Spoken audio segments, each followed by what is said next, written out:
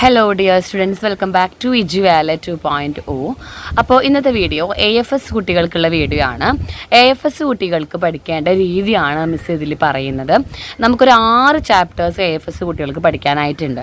അപ്പോൾ ഒരേപോലത്തെ 2 ടെക്സ്റ്റ് ബുക്കുകളാണ് അവർക്ക് പഠിക്കാനുള്ളത്. അതായത് ക്വാണ്ടിറ്റിയാണ് ഉദ്ദേശിച്ചത്.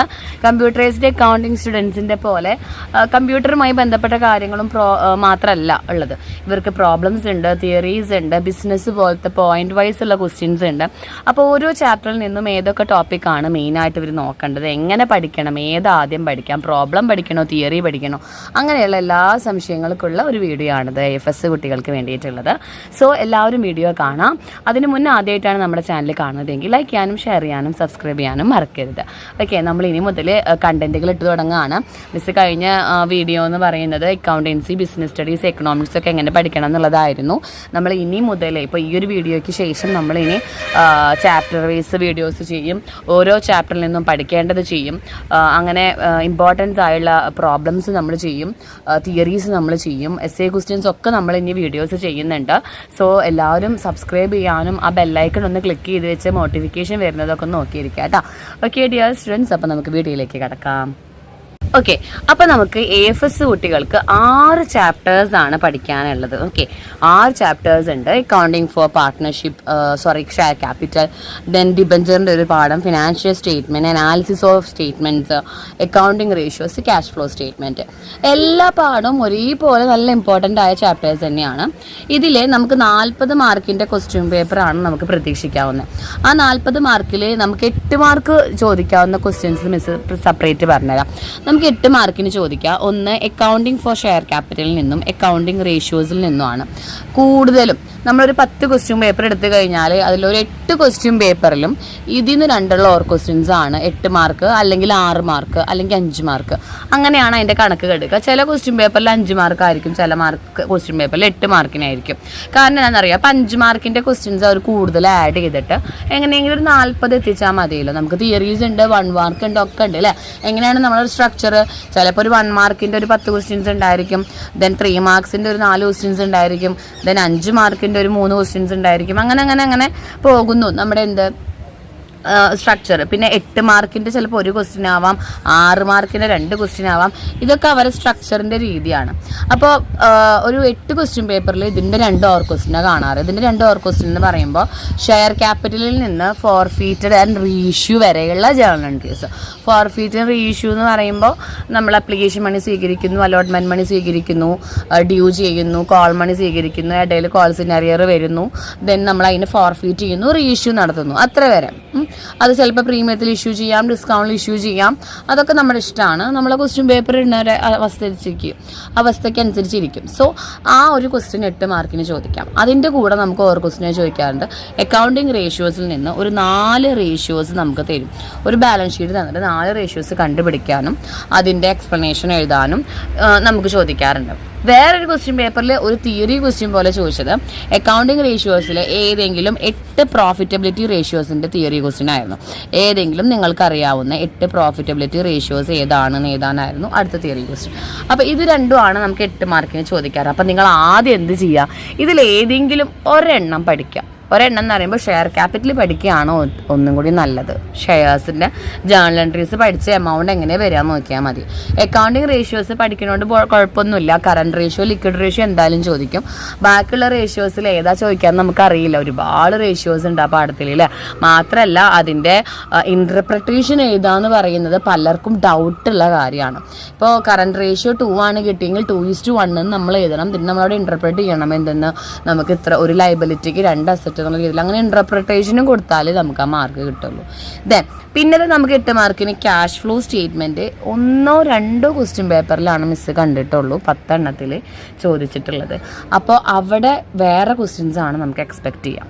സോ നിങ്ങൾ ആദ്യം പഠിക്കേണ്ടത്, അപ്പോൾ ഇത് വെച്ച് നോക്കുമ്പോൾ നമ്മൾ ആദ്യം 8 മാർക്കിൻ്റെ കാര്യമാണ് പറയുന്നത് കേട്ടോ.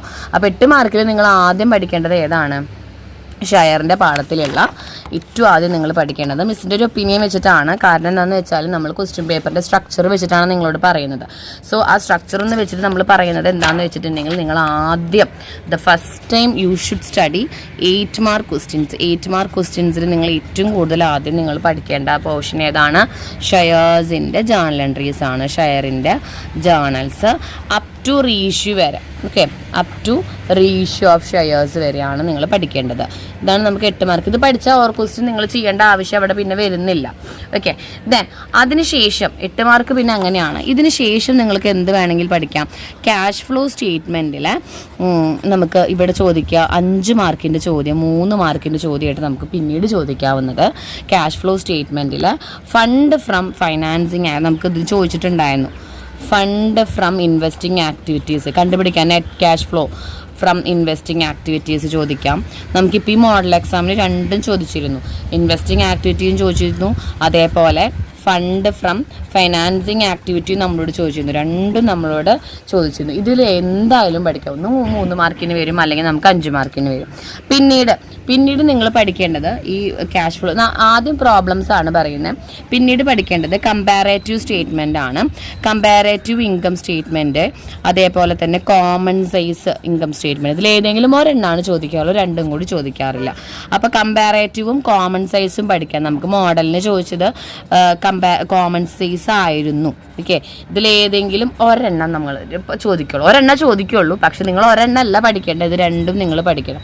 ഒന്നുകിൽ ഒരു കമ്പാരേറ്റീവ് ചെയ്യാനറിയണം, ഒരു കോമൺ സൈസ് ചെയ്യാനറിയണം. ഇത് നമുക്ക് 5 മാർക്കിൻ്റെ ക്വസ്റ്റ്യൻ ആണ് വരാറ്. 5 മാർക്കിൻ്റെ ചോദ്യമായിട്ടാണ് വരാറ്. അപ്പോൾ അത് പഠിക്കാം. 3 മാർക്കിൻ്റെ ക്യാഷ് ഫ്ലോയുടെ പാഠത്തിൽ നിന്ന് പഠിക്കാം. 8 മാർക്കിൻ്റെ ഷെയറിൻ്റെ ജേർണൽസ് അപ് ടു റീഇഷ്യൂ വരെ. ആപ്ലിക്കേഷൻ മണി ഡ്യൂ സ്വീകരിച്ചു, അലോട്ട്മെൻറ്റ് മണി ഡ്യൂ ആക്കി, അത് സ്വീകരിച്ചു, ഫസ്റ്റ് കോൾ ഡ്യൂ ആക്കി, അത് സ്വീകരിച്ചു, കോൾസ് ഇൻ അരിയേഴ്സ് വന്നു, ഫോർഫീറ്റ് ചെയ്തു, റീഇഷ്യൂ നടത്തിയ ശേഷം ഫോർഫീറ്റ് ഷെയർസിൻ്റെ എമൗണ്ട് നമ്മൾ ക്യാപിറ്റൽ റിസർവിലേക്ക് മാറ്റി എന്നൊക്കെ പറഞ്ഞ് അത്രയും പഠിക്കാം. ആ ഒരു ജേർണൽ എൻട്രീസ് ആണ് നിങ്ങളവിടെ പഠിക്കേണ്ടത്. ദെൻ പിന്നീട് നിങ്ങൾ പഠിക്കേണ്ടത് നമ്മുടെ സെക്കൻഡ് ചാപ്റ്റർ എന്ന് പറഞ്ഞാൽ ഇഷ്യൂ ഓഫ് ഡിബഞ്ചറിൻ്റെ പാഠത്തിൽ നിന്ന് നിങ്ങൾ പഠിക്കേണ്ടത് അവിടെ റിഡപ്ഷൻ ജേർണൽ എൻട്രീസ് നമുക്ക് ശരിക്കും ക്വസ്റ്റ്യനിലുണ്ട്. റിഡപ്ഷൻ ജേർണൽ എന്ന് പറഞ്ഞിട്ട് നമുക്ക് ടെക്സ്റ്റ് ബുക്കിൽ നല്ല രീതിയിൽ കൊടുത്തിട്ടുണ്ട്. അതായത് issued at par, redemption at par, issued at par, redemption at premium, issued at par, redemption at discount, issued at premium, redemption at premium എന്നൊക്കെ പറഞ്ഞിട്ട് നമുക്കൊരു 5-6 സിറ്റുവേഷൻസിൽ ആ ജേർണൽ എൻട്രി പഠിക്കാം. നമുക്ക് 3 മാർക്കിനും 5 മാർക്കിനും ചോദിക്കാവുന്ന ഷുവർ ക്വസ്റ്റ്യൻ ആണ്. ഓക്കെ, ഇതവിടെ പഠിക്കാം. ഇത് നമുക്കൊരു എന്തെന്ന് പറയാം, നമുക്കൊരു പ്രോബ്ലം ക്വസ്റ്റ്യൻ ആയിട്ട് നമുക്ക് ഇതിനെയും കൺസിഡർ ചെയ്യാം. ഓക്കെ, ദെൻ പിന്നീട് നമ്മൾ പഠിക്കാനുള്ളത് ഫിനാൻഷ്യൽ സ്റ്റേറ്റ്മെൻറ്റ് എന്ന് പറഞ്ഞ പാഠത്തിലൊരു പ്രോബ്ലം ആണ്. അത് നമുക്ക് ഇതൊക്കെ നമുക്ക് ചിലപ്പോൾ ഓർ ക്വസ്റ്റ്യൻ തരും കേട്ടോ. ആ ഒരു പാഠത്തിൽ നിങ്ങൾ പഠിക്കേണ്ടതായിട്ടുള്ളത് എങ്ങനെയാണ് ഇൻകം സ്റ്റേറ്റ്മെൻറ്റ് തയ്യാറാക്കുക എന്നുള്ളതാണ്.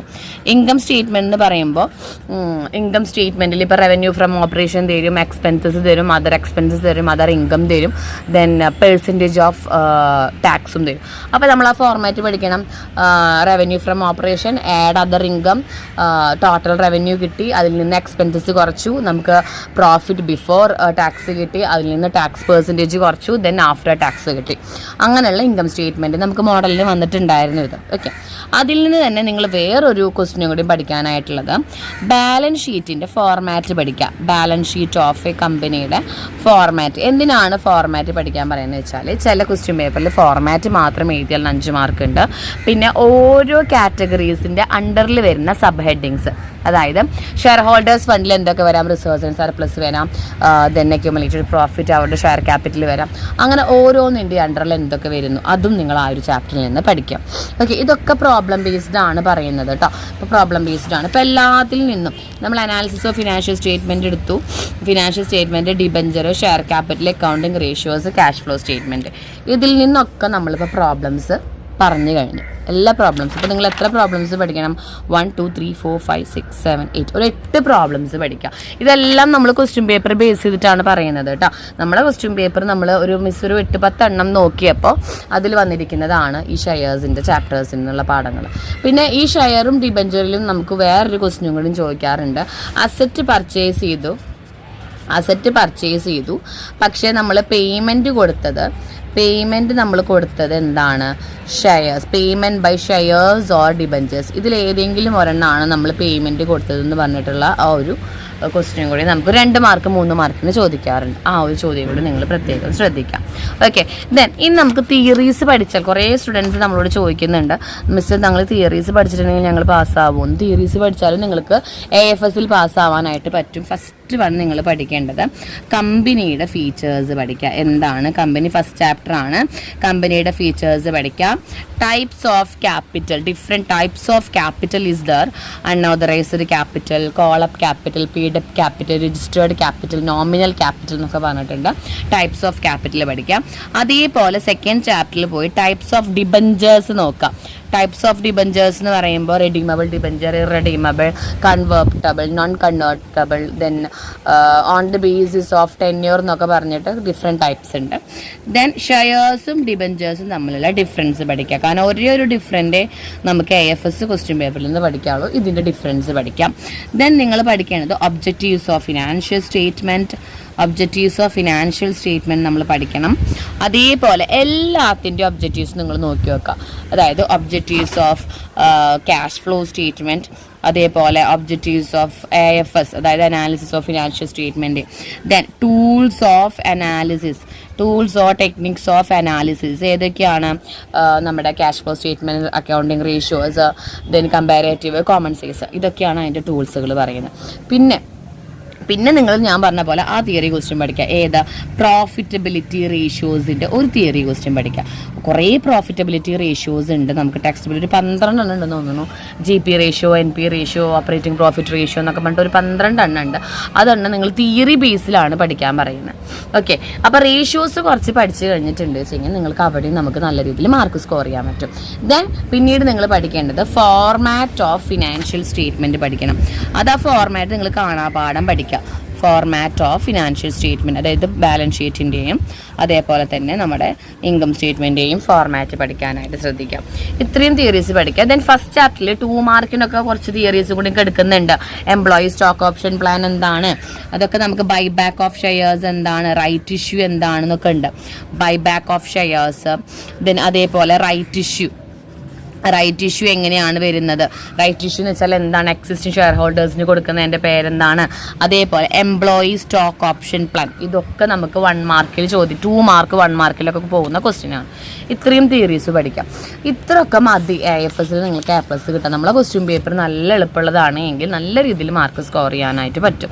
അപ്പം നിങ്ങൾ ആദ്യം ഈ പ്രോബ്ലംസ് കിട്ടുന്നുണ്ടോ നോക്കുക. ഇത് ഓരോന്നും മിസ് എത്ര മാർക്കിന് പറഞ്ഞിട്ടുണ്ട്. അപ്പോൾ 8 മാർക്കിൻ്റെ ഇതിൽ ഒരെണ്ണം നിങ്ങൾ നന്നായി പഠിക്കാം. ഈ ഒരു 8 മാർക്കിൽ ഏതെങ്കിലും ഒരെണ്ണമാണ് നമുക്ക് എഴുതേണ്ടി വരുള്ളൂ.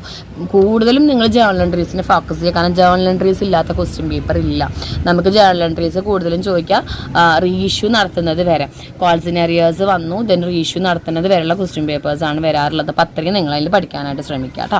അപ്പോൾ ഈ 6 പാഠത്തിൽ ഒരു പാഠം പോലും നിങ്ങൾ സ്കിപ്പ് ചെയ്യേണ്ട. എന്തെങ്കിലും നിങ്ങൾ എല്ലാ പാഠത്തിൽ നിന്നും പഠിച്ചിരിക്കണം.